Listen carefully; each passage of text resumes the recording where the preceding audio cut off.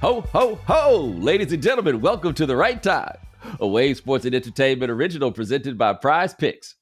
My name is Bomani Jones. Thanks for listening wherever you get your podcast. Thanks for watching us on YouTube. Subscribe, like, rate us, review us, give us 5 stars. You only give us 4 stars. I'm inclined to believe you are a hater. It is Spencer Hall Friday. Spencer, what's going on, man?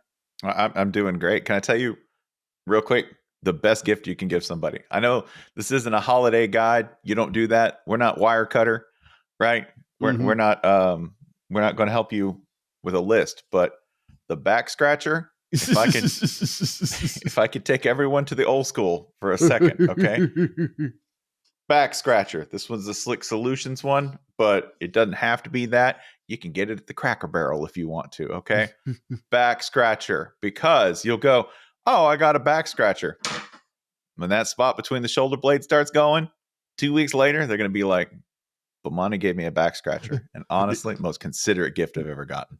And this came up, of course, because just as we were about to record, Spencer just perfectly naturally breaks out the back scratcher, which one told me a lot about what you look like with no shirt on. And number two, I was just like, oh, this is just a regular part of the routine now, right? Didn't give it a second thought. I need one probably because when I fell off that snowmobile in Iceland, my ability to go this way, oh, no, this way is okay. It's the other way that I can't do. But still, like my ability to go this way ain't exactly, wow, that feels really good. Okay, yeah, that ability to go that way, this ain't the same. Yeah, this is for those of you who have the bigger backs for one reason or another, either because you work out or because you're friends with eating. Okay, either way, maybe both. The back scratcher. It's like lethal. It's great. There's so many little small things, right? Like the richest thing I've truly ever thought about doing, and I didn't do it, and I think I should do it, is wearing socks once. Ooh. Buy a pair of socks, toss them. Because everybody loves the new sock feeling. Why not have a new sock feeling every day if you can? So it's weird that we ended up at this same spot through different alleys. Like you said, I want that rich guy feeling of just wearing socks once. I come to it from, I am both extremely attention deficited, and I have kids. Do you know how many like just bags of socks, the cheapest socks imaginable? I'm talking the socks you buy off a truck, right? Like that. I get that because do you know how hard it is for me to match a sock? Oh, but what if you buy all the same looking ones? Doesn't matter. Your washer and dryer is going to eat the wrong one. You're going to end up mispaired, wrong sizes, everything. Nope. Just get a big old, whenever you're thinking about it, if you're a person who has trouble keeping your shit straight, which is definitely me, every time you're out, you should just buy, when they're like, oh, get milk, bread, and eggs, bag of socks, just bag of white tube socks for you and the kids. Just do it. That makes sense. I see the vision. I used to every now and then in college get socks off the sock man. Go get your socks from the sock man. That's totally fine. Totally legit. I never asked enough questions about like where you get them socks from. Why do you just have this surplus of socks? Are you getting some retreads? Is that happening? Yeah, it's a fair question to ask, but it was a great price on the socks themselves, right? But every now and then, just be driving home, coming off of Lee Street, come off the freeway. Somebody out there got some socks. I like to support local business. You know what I'm saying? Absolutely. Listen, there's a sock man on Donald Lee Hollowell. Yes. And every time I pass it, I'm going to go grab some socks. I'm going to grab a bag. Yes. I tell you this, me and you could be doing this podcast in the year 2124, and it'll be Bankhead Highway to the day I die. See, one thing you people who ain't as Atlanta familiar don't understand, Atlanta got this bright idea that they could change the perceptions of these streets by changing the names of them. And maybe it's starting to bear a little fruit because, for example, it's some white people living off of Bankhead and on Hollywood Road. They building parks and stuff, which to some of you, this is quite the shock. And they like to change a name. They got all these intersections where like civil rights figures sometimes bump heads. And in real life, they also bump heads. All that happens. But you're not fooling me, brother. I moved to Atlanta, and Stewart Avenue had been Metropolitan Parkway for years by the time I got there. And I have only in my life heard it called Stewart Avenue. Because if I'm not mistaken, what Stewart Avenue was is still what Stewart Avenue is. And the name ain't going to change that. Yeah, that's a head whipper if somebody calls it Stewart. Because you go, oh. that's a cred, right? Like you're showing your card. Like, yeah. Hey, man. Stewart Avenue had two landmarks that are no longer gone but not forgotten. One of them was Klubnik, and the other, the infamous Run and Shoot. And I don't know if you had ever been to Run and Shoot, but Run and Shoot was the greatest athletic facility ever invented in the history of mankind.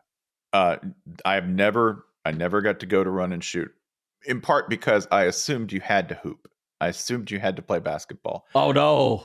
And I know that wasn't true, but in my head, it was. I had a friend, though, who went to the fitness class there. Apparently, that fitness class was Navy SEAL prep. And they would bark. They would like bark at you, right? They'd be like, okay, down, burpees. And they would bark. And I said, well, are you going back? And she goes, yeah, I'm terrified. I'm absolutely going back. And yeah, she did that for a couple months. Really enjoyed it. Yeah, Run and Shoot was a gym, a lifting gym and a basketball gym. And Run and Shoot had 7 basketball courts. And it had a full weight room. And you could get a membership at Run and Shoot as a student for $10 a month. And for Really? for a significant period of time, Run and Shoot was 24 hours. It was also the spot that like if NBA hoopers were in town, that was where they would go hoop. And the games were like really good at 10. The other thing about it was, and Cats told me, was that they went to Klubnik one night and they rode DeMarta there, and then they didn't realize that when they got out, DeMarta wouldn't be there. And so you could just go to Run and Shoot since it was 24 hours, maybe hoop a little bit, maybe find you a corner and take a nap. No. We'll just go to Run and Shoot. It's fine. We'll have back day. Yeah. Like, that's what it was. Like, Run and Shoot. I saw somebody put a picture of Run and Shoot up on IG, and I was just like, man, I've never been more nostalgic in life. And the way you would get past the front desk at Run and Shoot was you give them a phone number, and then your picture would come up, right? Mm-hmm. Man, the chicanery that went on with that process, the people showing up with hoods on, the people giving the number and walking away real fast, the lady at the desk who didn't care enough to come get you, all of those things. Mm-hmm. Why are you wearing a clown mask in your photo, sir? Reasons? Self-expression? What a time. But also, speaking of what a time, are you ready for the first college football playoff weekend of games against, I guess we got a couple of them that seem interesting, at least in brand name, but, here we are. We've already wound through some of the, I think, worst scheduled bowl games I've ever seen. For instance, there was one that started at 9 p.m. Eastern last night. Yes.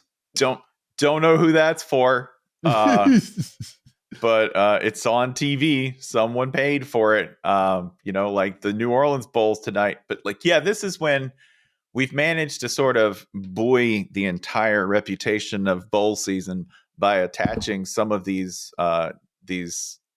teams and games to the playoff, because the playoff's happening on Friday. If you don't know, but the Indiana Bowl essentially on Friday, 8 p.m. Indiana at Notre Dame is happening. And this is one of those games I love because it's going to be extremely painful for Notre Dame if this is a close game or if they lose. And for Indiana, they're there. House money. Yay. We're in the yay. Not just yay would have actually, I'm sorry, I'm underselling it. Yay would have been 8-4. Yay would have, right? 8-4. This is crazy. This is when you find yourself in the wrong party at the right time. Like, I don't know why I'm at the same party with the wealthiest people in the world, but the shrimp is free and the champagne tastes delicious. That's where Indiana's at. And they've got the kind of coach that they truly want, which is one that's a bit of an asshole. He seems to be a charming asshole, but that gives them memories of their favorite coach of all time, who's the biggest asshole in the world. Rest in peace. Listen, once you got a type, you tend to stick with that type, right? Curt Cignetti. I really hope they managed to avoid the entire last 20 years of Bobby Knight's career when going through this, but he's already speed running the success thing by being this good in year one, which is something to keep an eye on, by the way. Indiana got this good. You know how they got this good? They stole half of James Madison's roster. Come on over. That was my thing about this. What does it say about any of this? Indiana, the Big 12, or whatever it is, that James Madison can go, was it 10-2, 10-1, or 11-1? Mm-hmm. And then we invite everybody right back over. Come over to Indiana. just bump up, right? That's what happens now in college football. That's a cool thing you have over there. Yoink, it's mine. It's mine now.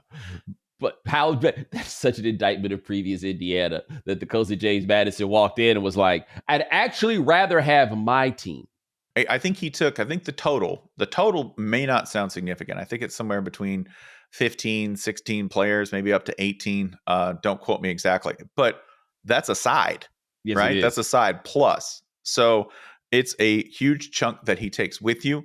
I'm always interested in the butthurt feelings, which I think are entirely justified if you're a James Madison player who was left behind, right? Like, hey, I can't, not that I want to go to Bloomington, Indiana for like, adventurous reasons. Not that I'm like, why'd you go to Paris without me? How will I get to Bloomington if not with you, Curt Cignetti? But I'm always interested in who gets left behind there.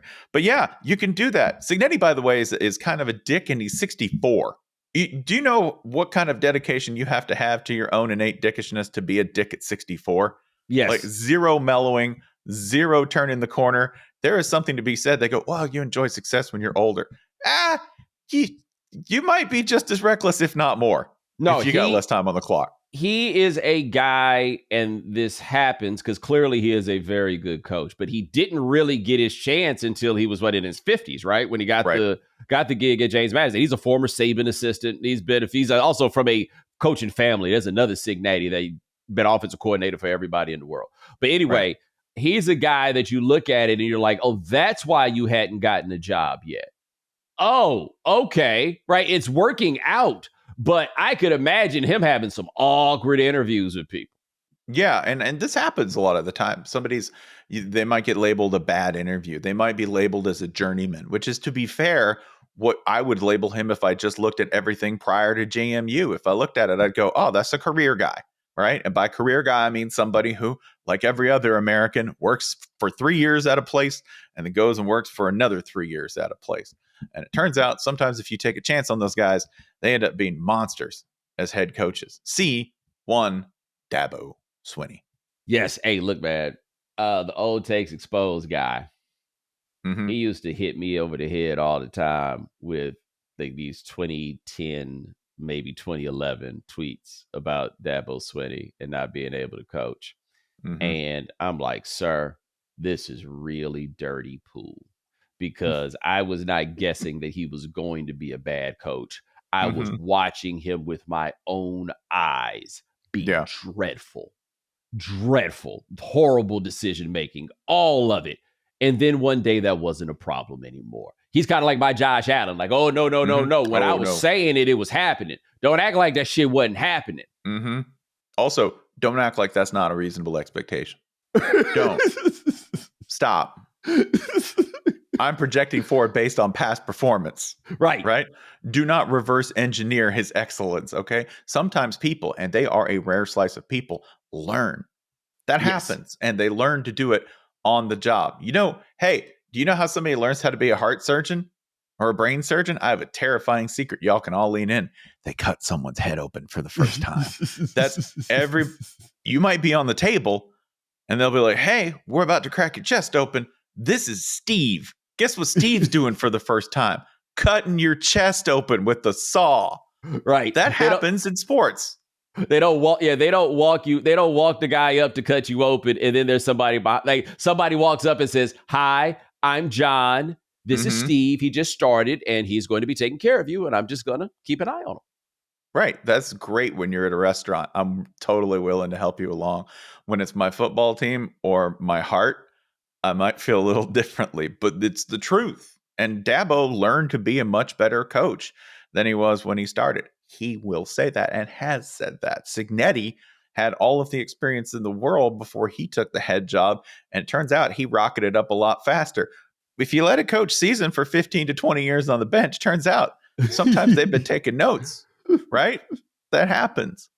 The Notre Dame game, I guess it's reasonable that they would be 7-10. This seems to have been put together like it's a TV show. They understand that it is a TV show. But Texas Clemson has the TV element that is a little more interesting, which is Cade Klubnik, or Klubnik. I don't know how you say it. I just know how it spells. He is from Austin. Texas never gets the quarterbacks from Austin, whether it's because they don't want them or vice versa. But like whether it be Baker Mayfield, Drew Brees, Nick Foles, like there's a long list of Austin quarterbacks. None of them go to Texas. It is going to be very interesting to see this one against Texas. Now, I'm sure Texas tried to get him, right? He was not like those other guys where you weren't sure how good they were. Everybody knew what time it is with this guy. And that's bad news for Texas because it's Super Bowl for their quarterback. And I mean, for Clemson's quarterback, and your own quarterback might lose his job in the game. Yeah, Klubnik is weird. He's had a weird year. And I don't mean that in terms of being good. He's demonstrably good. And he's had a tremendous year statistically. There are not a lot of guys who have thrown 33 touchdowns to only 5 interceptions who we can say, it's been a little under the radar, Bo. But yeah, Cade Klubnik's been a little bit under the radar. And I think that's because Clemson has at times looked really, really beatable. And Klubnik, and this is, I believe, fair, at times you go, is he a system guy? Is this somebody who's functioning because he's thriving against lesser opponents and being at average to good against the really good ones? To some extent, yeah, that's happened. But at the same time, he has been good when they needed to be. Through 4 TDs against SMU. That was monstrous. He was really only super bad against Georgia. I have terrible news for anybody who is doing what we do and trying to project forward.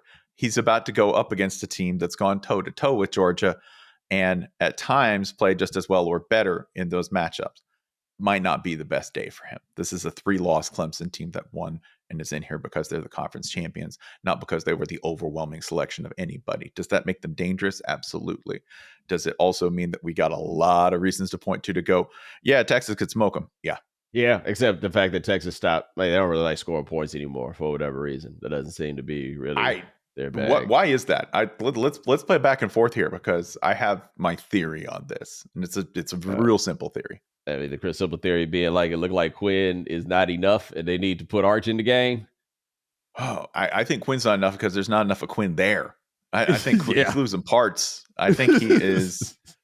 And I think part of this is loyalty. There is a little bit of that with Sarkisian, though we've seen he will put Arch Manning in situations, maybe ones that maybe Arch Manning wasn't even ready to handle.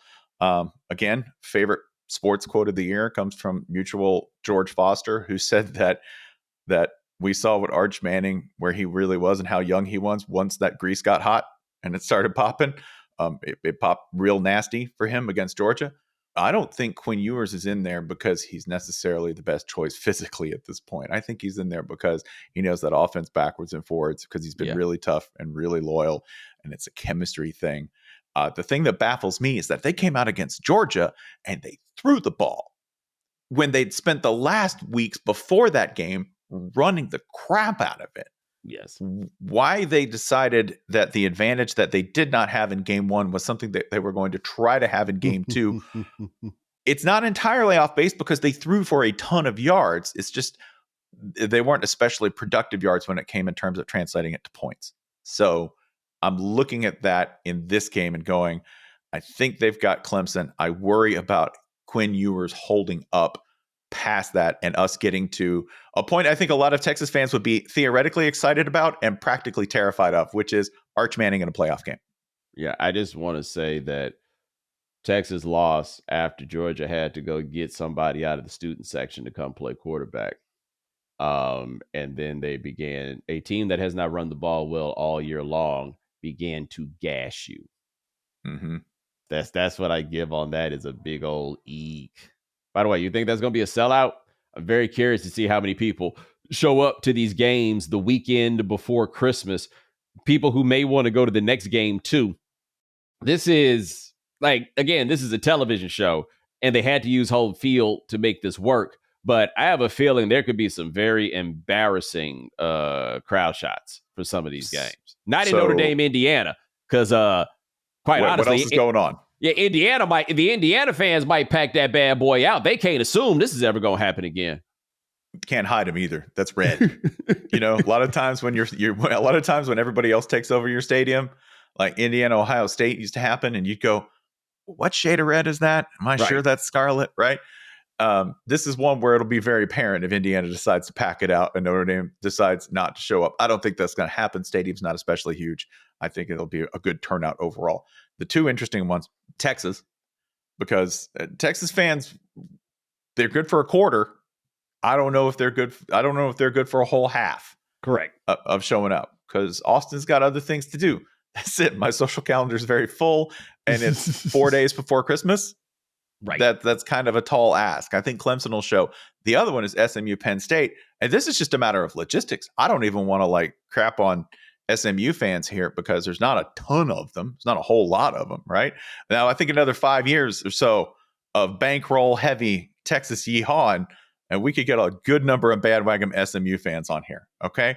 I know we can pay players, so it's not as much fun anymore, but still Trans Am SMU is a very, very real thing. And as a brand, you could pick up some people. However, you got to get all the way to State College, Pennsylvania. And I don't know what it is about State College, Pennsylvania. It's 4 hours from everywhere. It's not close to anything. It's not close to anything. I tried to get there to do a talk once because somebody invited me, and I had to say no because I was like, it takes too much to get here. One of the most convenient ways to get there, and this will sound wild, is from Baltimore. Yes. And it's still I want to say 3.5 hours from there. And keep in mind your reminder that these alignments are all stupid, where they had to explain their difficulty in getting to Oregon for a game, or Oregon getting into there. I can't remember which it was. It was because they don't have any runways at the airport for a flight that goes that far. Like if anybody familiar with flying into New York, LaGuardia can only handle flights 1,500 miles or shorter because of the length of the runways. At no point ever did anybody in State College, Pennsylvania think to themselves that somebody would come from that far away. Why would they do that? Yeah, you can fly in right next to the stadium. Your plane can't.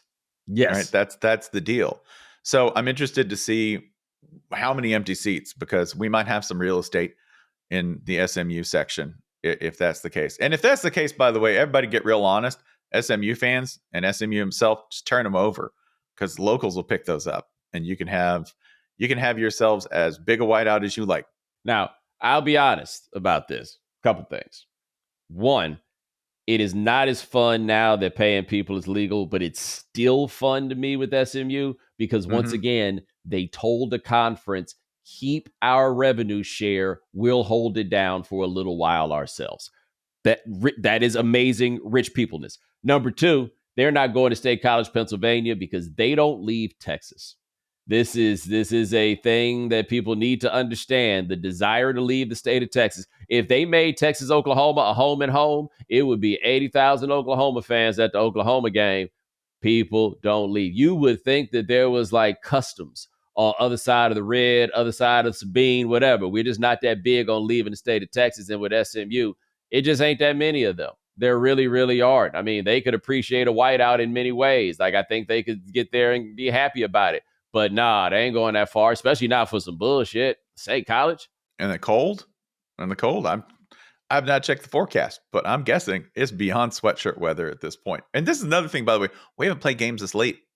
I have been trying to explain this to people. College football is not a cold weather sport. Nope. We are, a light jacket. Maybe a sweatshirt or two. This is heavy. What do we got? How bad is it? Are they playing Friday or Saturday? In State College, they're going to be playing on Saturday at noon. Well, the noon part may help because Friday is a high of 33 and a low of 25 with a picture of a cloud with some asterisks falling out of it. Saturday is a high of 25 and a low of 14 with those same asterisks falling out. And I think the temperature will be dropping all day because the low on Sunday is a whopping 7 degrees. Now, I do think it's important to point out, in line with what you had said, Penn State doesn't play in this either. No, they do not. Nobody does. And, logistically, in terms of fitting it into your schedule, this is usually what's the 20th and 21st? Usually this is panic shopping weekend. This is panic. This is gearing down weekend, especially for a midweek Christmas. This is entirely off schedule for everybody. So there's a real good question of, I love this idea, by the way, and you'll know what they've done if you look in the stands. If you see some yahoos, if you see some people who just look real happy to be there, who don't really look like your normal college football fan, guess what we did? We threw open the gates. we started throwing some tickets around, right? Somebody bought a tuna sandwich, and oh look, I spent $5, I got a ticket. Yes. Yay! And we'll get all snarky about that, and I won't. I love that. I fill up the stadium, put whoever in there. I am big on that. I always said for many years with the WNBA that's what they should have been doing. Was just like, oh, you can't sell these tickets, give them to kids. Whatever it is, just pack the house out. But there's an interesting element to that Penn State game and another one that we'll talk about coming up next.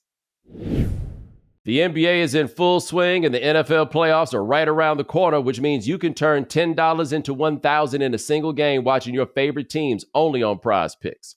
You can make a Prize Picks lineup between the NFL and the NBA in as little as 60 seconds. Sign up today and get $50 instantly when you play $5. You don't even need to win to receive the $50 bonus. It's guaranteed. Quick withdrawals, easy gameplay, and an enormous selection of players and stat types are what make Prize Picks the #1 fantasy sports app. But rather than hearing it from me, let's hear from our expert pickers. Sean, how the picks been going for you? Bo, I believe I'm an expert in losing because this month has not been the best for all my picks. But with the NBA and NFL heating up, I can make picks between both leagues. And with the flex play, I can still cash out if my lineup isn't perfect. But as always, make sure you stick around for the end of the show to hear my upcoming picks. And if you know me, you know I'm always going to pick more. So make sure you go to prizepicks.com/Bomani and use code Bomani for a first deposit match up to $100. That's prizepicks.com/Bomani. Prize Picks. Daily fantasy sports made easy. Peloton has what you need to keep you on track for your goals no matter what season you're in. Peloton helped me recover from my injury, and now I'm back in the gym using all the great stuff Peloton has to offer. Peloton has all sorts of classes depending on how hard you want to train. If you want to take it easy some days, you can take a lighter cycling or cardio class to help you with your recovery. They have programs to keep you on track, from strength training programs you can use at the gym to meditation and yoga for the post-game. Plus, you can challenge yourself anywhere with Peloton's all-access membership. You can work out where you need to, like at home, on your bike, tread, and row, or take your favorite classes on the go and at the gym with the app. The app is super convenient, and I genuinely use it every week. And for me, I can really speak to Peloton's wide range of stretching and recovery classes, which are perfect to get my body moving at 100%. So make sure you download the Peloton app today. Find your push, find your power with Peloton at onepeloton.com. I love a great deal as much as the next guy, but I'm not going to crawl through a bed of hot coals just to save a couple bucks. It has to be easy. No hoops, no BS. So when Mint Mobile said it was easy to get wireless for $15 a month with the purchase of a 3-month plan, I called them on it. Turns out it really is that easy to get wireless for $15 a month. The longest part of the process was the time I spent on hold waiting to break up with my old provider. And if you don't believe me, Sean, tell them how easy it is to sign up. Bo, it's so easy that you could probably get your Mint Mobile set up by the time I'm done with this ad read. To get started, go to mintmobile.com/Bomani. There you'll see right now all 3-month plans are only $15 a month, including the unlimited plan. All plans come with high-speed data and unlimited talk and text delivered on the nation's largest 5G network. You can use your own phone in any Mint Mobile plan and bring your phone number along with all your existing contacts. To get this new customer offer and your new 3-month premium wireless plan for just $15 a month, go to mintmobile.com/Bomani. That's mintmobile.com/Bomani. Cut your wireless bill to $15 a month at mintmobile.com/Bomani. $45 upfront payment required, equivalent to $15 a month. New customers on first 3-month plan only. Speed slower above 40 gigs on a limited plan. Additional taxes, fees, and restrictions apply. See Mint Mobile more for details. All right, Spencer, we were just talking a bit about Penn State and SMU, and Penn State SMU is getting us to something that the playoff is bringing that I don't think we had talked about that much going into it on the front end, but became very clear. It is something that James Franklin is dealing with. It is something that Ryan Day is dealing with, which is the last thing either of them needs is to lose another game that quote unquote matters. And now they have been hurled into coaching such a game that quote unquote matters, both of them in front of the home folks. Now, I've said it before, I'll say it again. I watch people on television talk about this, and I do think they're wrong. I still think that there's only one Alabama, and firing Ryan Day would be the most Alabama thing that anybody could do. James Franklin, it's a little tricky for you also. I don't think either of them losing this playoff game will get them fired. But I do think each of them would prefer that their team not be in this playoff. We have to introduce a third option for Ryan Day, and that's how bad the situation is there, which is I have decided that in the interests of my family and my health, I need to step away from this job. Yeah, Gene Bartow going to UAB after leaving UCLA. Many Alabama coaches have done many Alabama things. Coaches have made decisions for their families. Or just that's one of those it's not you, it's me things. Yes. Where we're not going to tell the truth about this, but I'll give you a little peek into what it is, and everybody will know. Everybody will know, and just walk up and say, hey man, this is not working for me. And I would not blame him, because I do not think personally it can't be working for him at this point. It really can't. Like, I know you love the job. I know you probably love some of the kids. You probably enjoy the parking spot, and I know you certainly enjoy the paycheck. But buddy, this is not working for you. Yeah, and I say they can't fire him. They just, because honestly, that makes it a real tricky hire. This is, it's a great job, but a tricky one as it stands. Like it is, you're going to get fired. That's the one thing you know when you take that job. You are going to get fired. You are probably going to leave in ignominy. Is that what they, ignominiously? Is that the word we're looking for here? Ignominiously, yeah. Yeah, ignominy. See, that's the thing. I've never known when it starts with the Y, how you say it. Anyway, that's going to happen because that's happened to every coach that they've hired since 1950. But on the flip side, everybody that's had that job since 1950 has gotten to keep it for a long time. Like they haven't fired anybody early. They didn't fire, obviously Woody Hayes, no. Earl Bruce. John Cooper got to keep the job 13 years and he only beat Michigan twice. But at the end, it's gonna be bad. Even with Urban Meyer, who technically didn't get fired, he got fired. They just couldn't afford to fire him for real. Yeah. He got fired. I think you kind of have to be a crazy person to take this job. And I think every single one of those people that we've mentioned are all crazy in their own way. Ryan Day does not strike me as especially insane in any way. I don't think there's a streak of Woody Hayes or Urban Meyer to him. I don't even think he has the sort of senatorial alien chill of Jim Tressel. Remember Jim Tressel get up there after the worst offensive game plan you've ever seen and walk up and go, well, we got to correct some things. Unflappable to the point where it was weird. Look, they did a documentary about a 30 for 30 on Tressel and Maurice Clarett, and it was okay. It was by the same guys who did the Two Escobars. Two Escobars was much better. But just a straight ahead documentary about Jim Tressel and unauthorized, I would watch that with popcorn and everything else. And for those of you who don't know, Jim Tressel's last job from which he recently retired was being a university president. And by all accounts, he was really good at it. Yep. The kind of guy who walks in and immediately goes, hey, how are you? And you go, I know you're supposed to ask that, and you're being very polished about it. However, I'm great. Thank you for asking, Jim. And you go, that's right, Spencer, because he'd remember your name. Very political, very senatorial. Not like Ryan Day. Ryan Day's having a real bad time. You talk about words that you can't get right.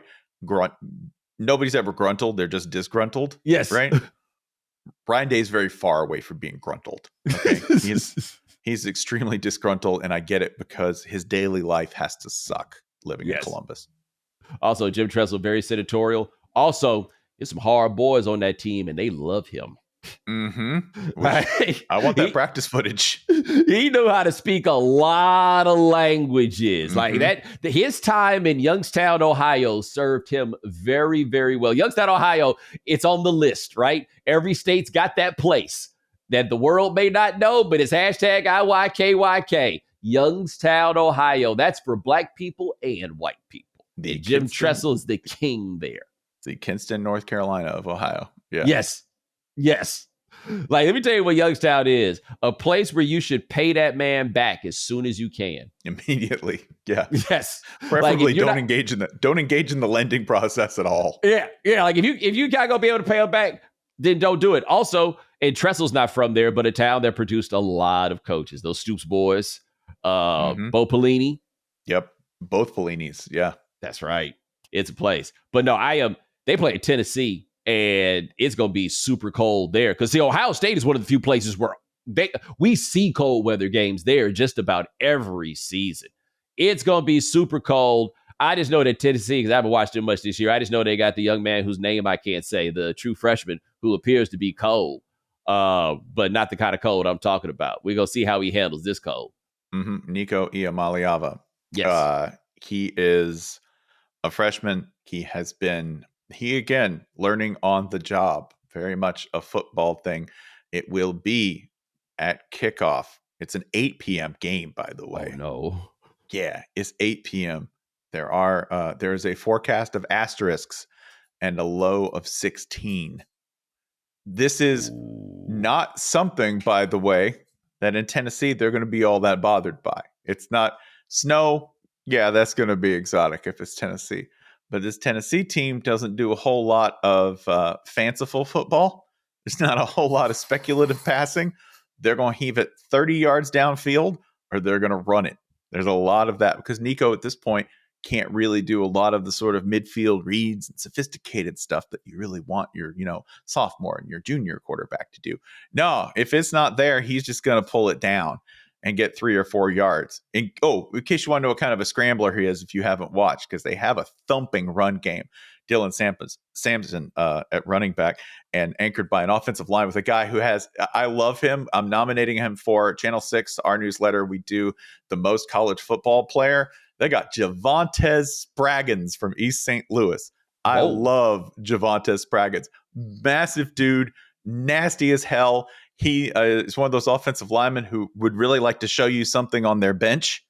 If you'll just come over with me, I'll escort you 30 yards to the bench. He's one of those guys who believes in finishing the drill. Javontes Spraggins is also the guy on the team, and this says something about him. He's an offensive lineman who likes to plant a flag. He also has done this already this season. He, in 2022 and 23, would be given plush animals like of the mascot of the team they just beat and would go over to their end zone, right? Like beating them up. Javontes Spraggins is great. So if you want to know who's not scared, I don't know if they're capable of pulling off the upset, but mentally between here, the Tennessee team, we're also fully in bonus time. Nothing to lose and big nasty attitude. All right, so I'll throw a couple things out there here. And really one big one is we were just talking about the hashtag IYKYK towns. I'm not sure that anyone is surpassing Lifetime Achievement IYKYK award winner East St. Louis, Illinois. You tell me that boy is from East St. Louis, and I'm telling you he can't go back. That he has done a great deal to get to the place that he is in right now, and he can never, ever, ever, ever, ever return. Just to give you an understanding of just how cold East St. Louis gets down, Miles Davis is from East St. Louis. And let's be honest here, Miles Davis was a degenerate reprobate of a human being while also being a brilliant man who clearly could not go back. Miles Davis did not come from the streets of East St. Louis. His dad was a dentist. Even the dentist kids in East St. Louis is getting down on some hashtag IYKYK. So yes, you telling me that about that young man? I'm surprised he has a sense of humor because I don't feel like it's a lot of jokes in East St. Louis. Listen, Javontes will tell jokes all day long, which is a different kind of never scared. You still got a good sense of humor after all that? Okay. Yeah, he's doing that for us. He's keeping it easy because if it gets rough, we don't want to go in that direction. Oh, he's good for like 2 or 3 flags a game. He's the best. If you see, by the way, if you hear a personal foul, just start looking for him, and that is a compliment, not a criticism. Gay is a better place when Tennessee is good. Like they are one of the teams that I don't think people think of, but how good we really think the SEC is hinges on we got to have a Tennessee or Florida, right? Like one or both of them has to pop up here. But between Georgia, Tennessee, and Florida, we need 2 of you to really be bringing something. And it helps if it's Tennessee because they play so many overlapping games with the West. They do. Think Alabama. I do, and I think I love the way that this team is put together. Like they are a team with immense personality. They are a team with, I think at this point, a very relatable ethos.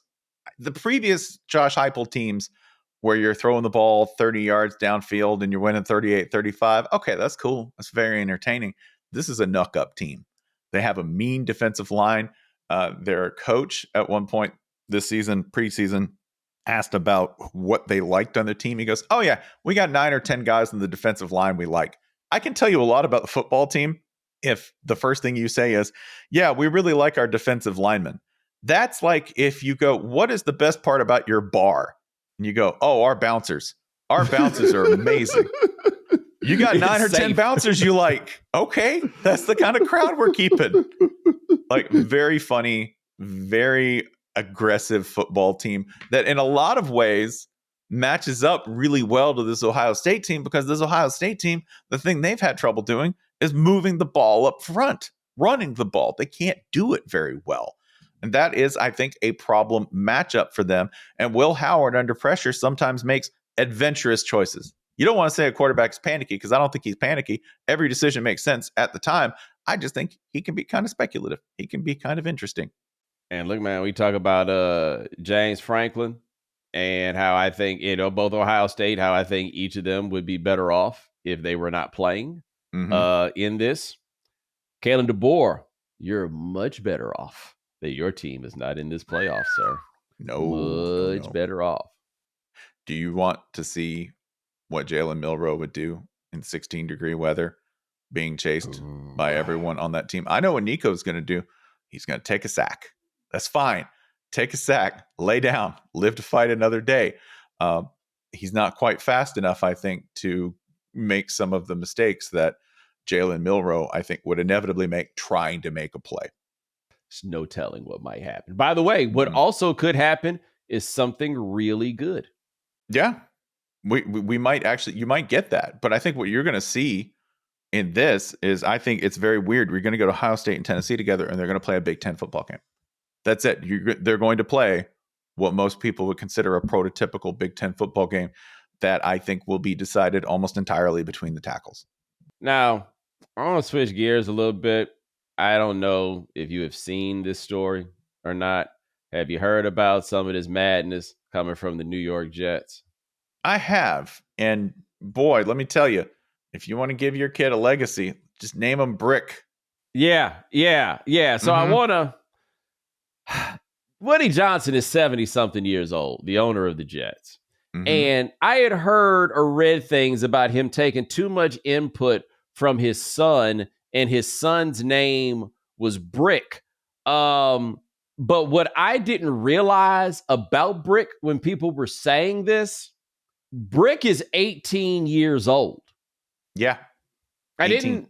I didn't realize this. Brick is 18 years old, and apparently the general manager, Joe Douglas, that they fired, has told people, quote, I answered to a teenager. And I mean, of course, that would be terrible. But this is a passage from this story from The Athletic about Brick. It says, quote, the Jets were thinking about trading for Jerry Jeudy, and they did not trade for Jerry Jeudy. And you're wondering why. Why did they not trade for Jerry Jeudy? Here we go. Johnson, who declined the Athletic's request for comment, soured on his franchise quarterback less than a year after betting big on him, denigrated his own players in the locker room, and seemed to follow decision-making advice from his teenage sons. And the proposed Jeudy trade wasn't the only time that Johnson cited Madden ratings when evaluating players. That's because they did not make a trade for Jerry Jeudy because his Madden rating wasn't that high. So if you're ever worried about whether you can do something, I need you to know Woody Johnson has run an NFL franchise for over 2 decades at this point. Did he run it well? No, but he did it. Has it been the worst franchise in the NFL thanks to the retirement of Daniel Snyder and the sale of the franchise? Yeah, he's the worst. So remember, if you're going, should I do that thing? Yeah, man, Woody Johnson's out here breathing. Living. Whole frontal cortex just AWOL, gone. Those frontal lobes dried up like an old apricot. Did we tell you what Joel realized when we were talking about Woody Johnson on the show a couple weeks ago? He looks it up and he goes, did you know that he went to Arizona? Did you look at where he went before? Do you know what family he comes from? Then I need you to go. If you are the scion of the Johnson & Johnson fortune, that Johnson & Johnson. Yes. and you go to Millbrook, and then you go to the University of Arizona, something happened in between. I didn't know about the Millbrook stop. Mm-hmm. No, I went to a nice, expensive private school, and then said, "Hey, what Ivy League do you want to go to, son? Or perhaps Oxford or Cambridge? We have letters and strings we can pull to get you into all of these." And bro said, "Nah, Tucson." That's the story. That's amazing. So what happened here? Penn said no. Dartmouth said no. The Ivies where you might bounce in, right? They said no. And then you said, well, maybe I'll go to a public Ivy. Nah, I'm going to the University of Arizona. Not even Arizona State, by the way. Which at least sounds like more fun. No, you went out to the moon. You went out to Tucson, which I love. To full disclosure, I vacated in Tucson, outside Tucson, at a dude ranch once. It was lovely, and I would go again. But the idea that is where the Johnson & Johnson scion ended up is wild. Do you also know that the Johnson family has been completely out of pocket for a very, very long time? That includes all the way back to 1986. And you're going, where am I going with this? Were you reading this just before you went on the air when you should have been doing work? Yes, I was, because I looked up the original Johnson & Johnson trust and the fight over that, because the senior Johnson, J. Seward Johnson, described here as a dapper playboy. Okay, this is a second gen, because remember, Woody's like a second generation fail son, because his dad was the first generation fail son. Right, because he's Robert Wood Johnson the fourth. That is correct. So if you want to know how deep he is in the fail son game, don't start. You can't compete. His brain has never been asked to do anything. He's never had to do anything. Do you want to know what you're like in life? You run the Jets like you run the Jets. That's how you go. You go, man, surely this man was ever asked to do anything. No, he's never had to do anything. See, I went from Millbrook to the University of Arizona. That's why he is by the way, all six of J. Seward Johnson Jr. Remember, this is grandfather, I believe, is all six of them contested the will because J. Seward Johnson married his third wife and changed the will 40 days before he died. 40 days. And I want you to know, all of the people called in this trial overlooking it were on the two secretaries of state, a former national security advisor, his foot doctor, a Rockefeller, a Rothschild, a Roosevelt, Gregory Peck, the Chief Justice of the United States, Warren Burger, former president of Italy, Amintore Fanfani, and Barbara Sinatra, who borrowed a rug from wife number 3 once. That's what we're talking about. That's what he was born into, right? Who borrowed a rug? Borrowed a rug. And by the way, the only one of the kids who got out of this was the one who decided to be a sculptor and just said, "Yeah, fuck all y'all," right? And just sort of bugged out. And when he was asked about how this entire legal brouhaha was going to sort out, this is what he said. And man, I want you to know, it's a lot of contempt for the rich. But if you end up rich, be this guy. This is how you do it. When asked by the Washington Post, he didn't have to say anything, right? Average boring rich person would be like, no comment. No comment. I'm not going to say anything. This is what the guy who was a sculptor who grew up in it and knew it was a joke and knew he didn't deserve the money, right? This is what he said. Well, it's going to blow high, wide, and handsome, and it's going to be a Lulu. It's going to be a Lulu. That's where Woody's coming from. Wow. Yeah. Who knew we would wind up in such amazing places? When you see that man open a door successfully, clap. Yes. Because he didn't have to do that. By the way, Barbara Sinatra, for those of you who don't know, was Frank Sinatra's fourth and last wife. And I pulled this up, and I did not realize this about her. She married Frank Sinatra in 1976. Her previous marriage ended in 1973, and she was married to Zeppo Marx. She went from a Marx brother to Frank Sinatra. Let us also not forget that Mia Farrow went from Frank Sinatra to Woody Allen, which is to say, maybe Frank Sinatra's a little funnier than we thought, right? He's got to be pretty. Listen, he hung out with Don Rickles. Don Rickles was like, "You hang out with the mob and you're a terrible person," and Frank was like, "That guy's funny." Yes, he was. That's amazing. Yes, he was. Now, but Frank Sinatra, like, you used to be with a Marx brother, and now you out here kicking it with Frank Sinatra. Or you dealt with Frank Sinatra for so long that you were like, you know what? I need something completely different. I'm going to Woody Allen. Like, these are variations of the future Russell Wilson. Like, exactly. move. Yeah. Not the same, but they're in the same. Like, when you do the larger study, each of these has different headings. Hey, if you doubt that he's funny, go and look at the Dean Martin and Frank Sinatra hamburger recipes. They're really good. Because Dean's suggests that you get pound of ground beef heated in a hot skillet, right? He also suggests that you have 2 ounces of bourbon chilled. It's listed in the ingredients, right? You mix it, medium high heat, 4 minutes on a side, serve it on a TV tray. Signed, Dean Martin. Then the next letter is Frank Sinatra, and his instructions on how to make a hamburger were this: call for Dino, tell him to make you a fucking burger, drink his bourbon. 3 steps. Well done. Well done.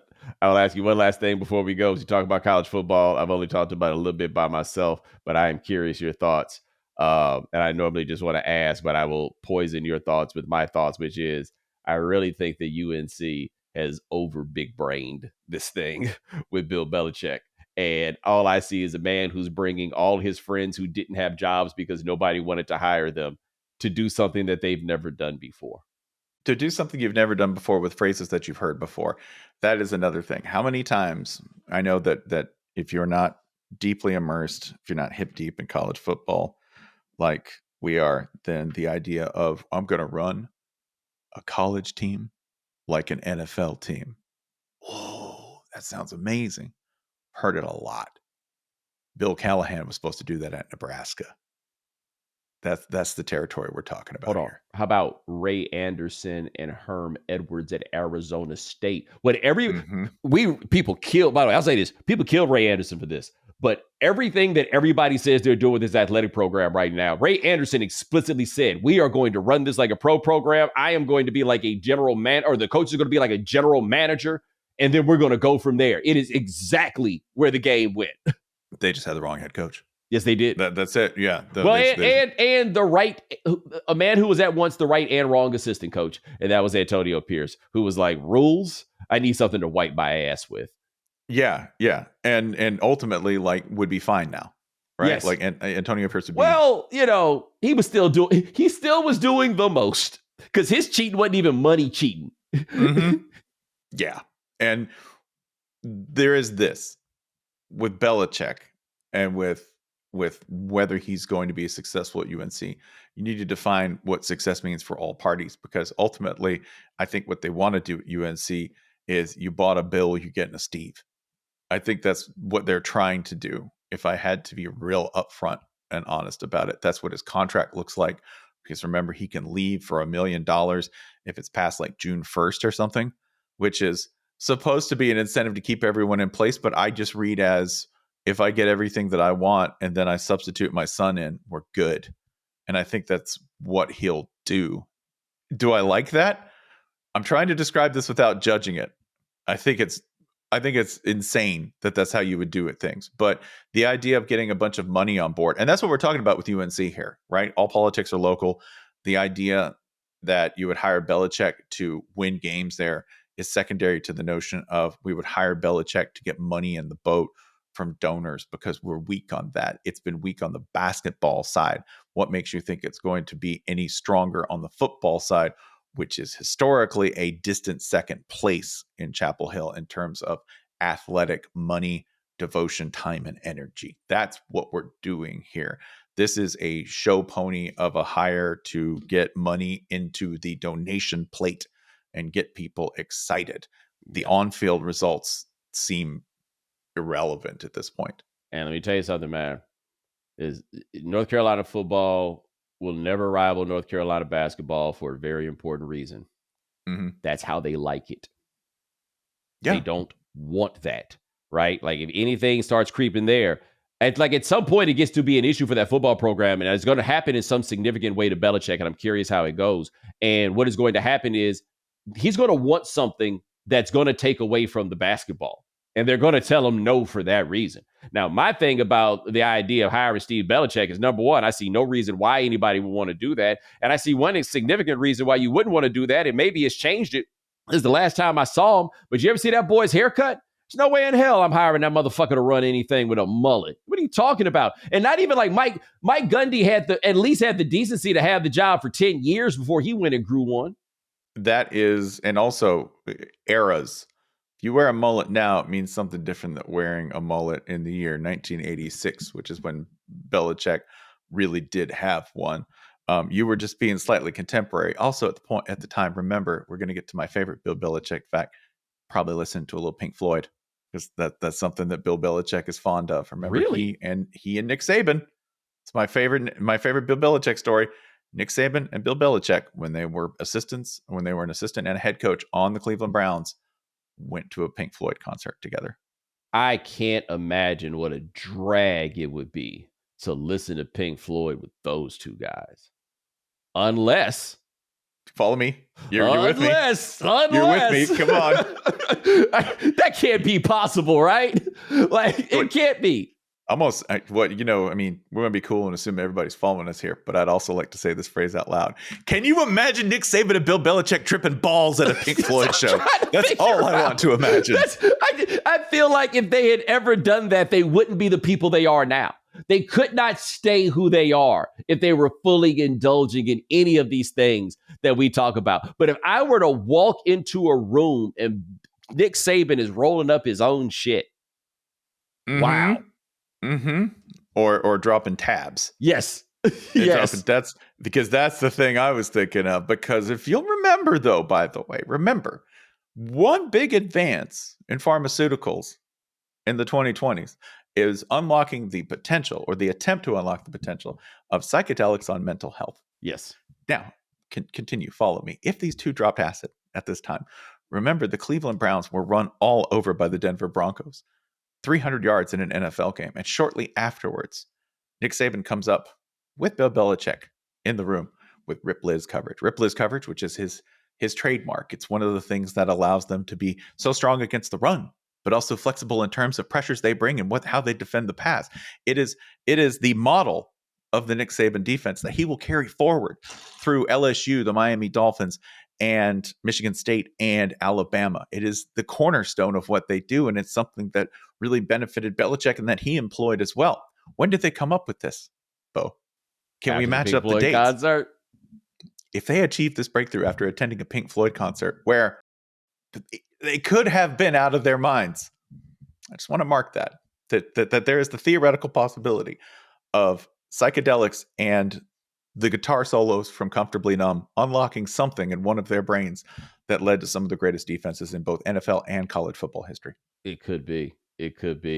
Wow. Also, your friendly reminder that Nick Saban once worked for Jerry Glanville, and that has always been a combination I have been very, very curious about. I can't imagine how much Nick Saban. Let me tell you something. There is nothing worse than being a more serious person than the people who you ostensibly work for. And that would be Nick's. I can't imagine what him on the House of Pain Oilers. Oh, goodness. Man also got fired from where? Ohio State, where he was on Earl Bruce's coaching staff. So I don't think I knew that. Mm-hmm. Got fired from the Ohio State staff. Wow. So yeah, they don't need you.